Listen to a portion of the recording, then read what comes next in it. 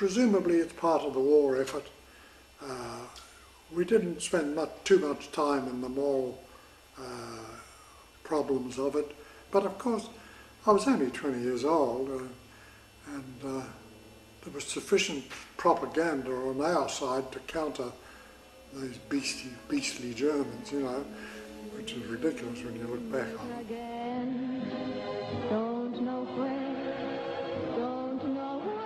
We had 2 trips out to the east. We were meant to end up in India and reform the squadron. But they sent the air crew out, first of all, to Gibraltar. Run, rabbit, run, rabbit, run, run, run. Run, rabbit, run, rabbit, run, run, run. And then Malta. Bang, bang, bang, bang goes the farmer's gun.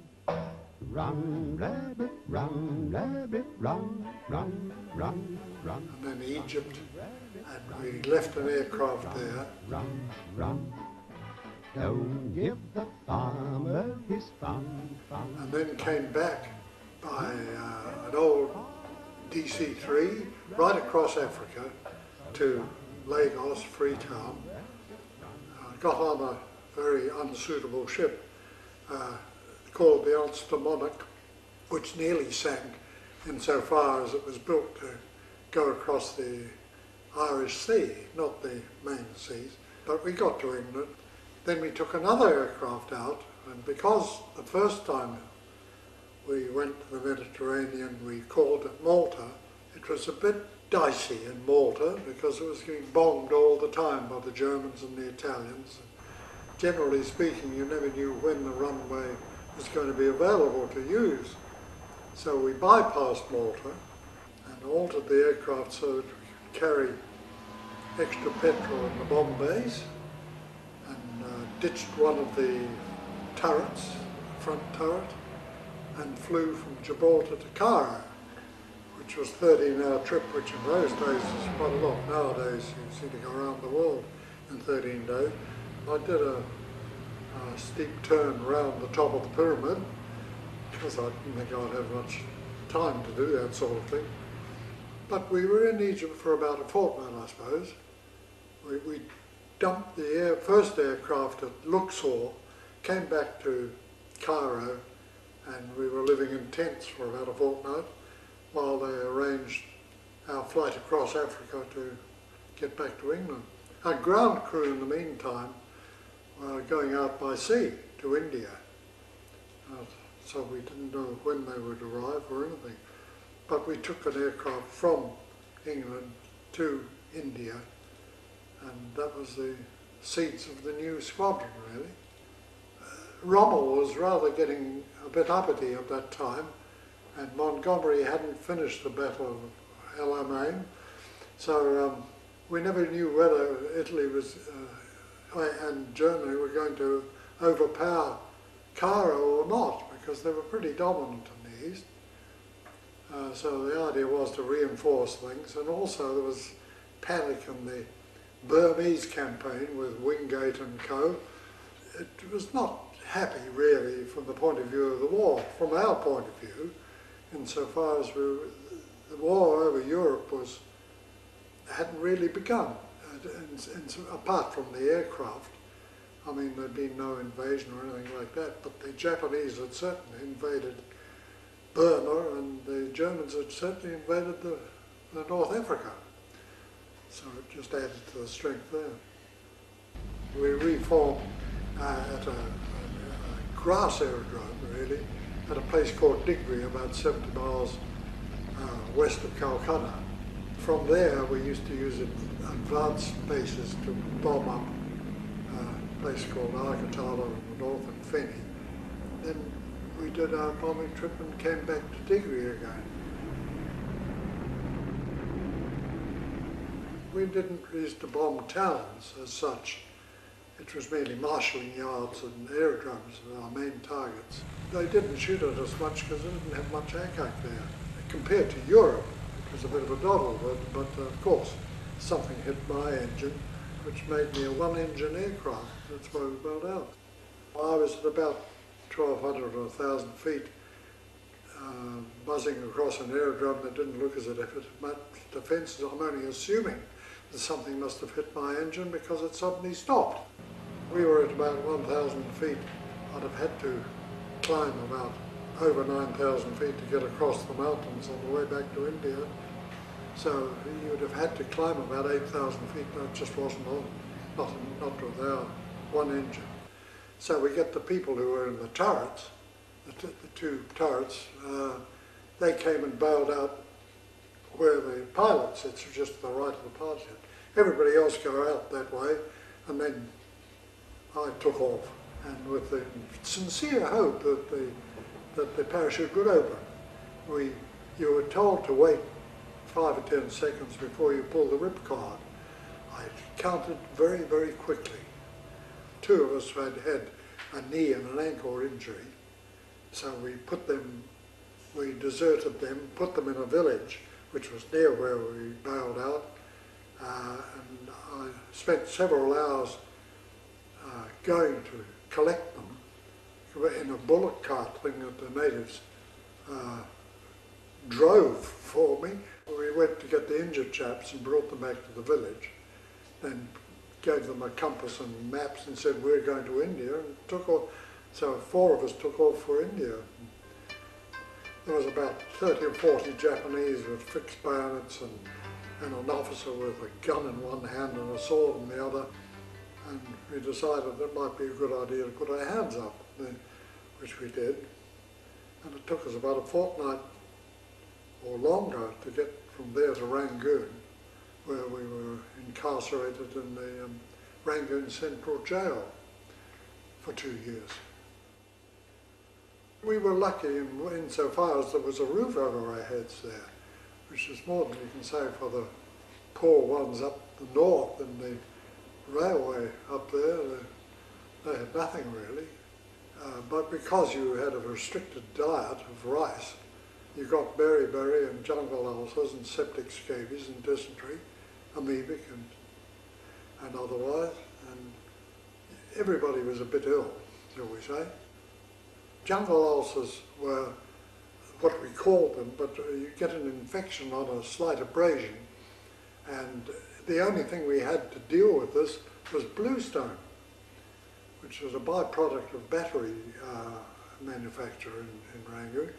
And by using bluestone as a cauterizing agent, you could cauterize the wounds of jungle ulcers, which didn't do much good actually, but still you were doing something.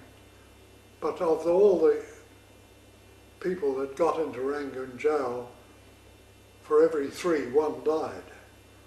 So, and in the last 6 months, there were quite a lot more prisoners because people were being sort of captured more as they came together, as they started to get into the Japanese a bit. The Japanese treated us as members of their army when we were prisoners, and so we had to obey the same rules that they had to obey, and all the instructions they gave us in roll calls and that sort of thing was all done in Japanese, and so they just treated us like rather poor privates all the time. If you did something wrong, for instance, forgot to salute them or something like that, they'd give you a slapping up. But they didn't used to sort of kill people in front of us, that sort of thing, which I believe they did with other prisoners elsewhere. So in a sort of way, we were lucky to be in Rangoon Jail, which was somewhere where we could be accommodated without too much supervision. People must have tried to escape. Did you have any plans to escape? No matter how malnourished or badly treated you thought you were there was no way that you could look like a Burmese. And if you leave the jail, you're going to stick out like a sore toe. So there was no way. We didn't know the language. And so escaping was just not on. Not from the Rangoon jail. Might have been elsewhere, but you could hardly mix with the Burmese and look like a Burmese. At least I couldn't. escape was really out of the question. And anyway, one chap there wandered away from the jail. He had malaria, and he didn't know what he was doing. Well, he spent the rest of the war in solitary confinement when eventually they got him, which wasn't very happy. I don't even know whether he survived, because he was very badly treated when they captured him. It just wasn't on escape.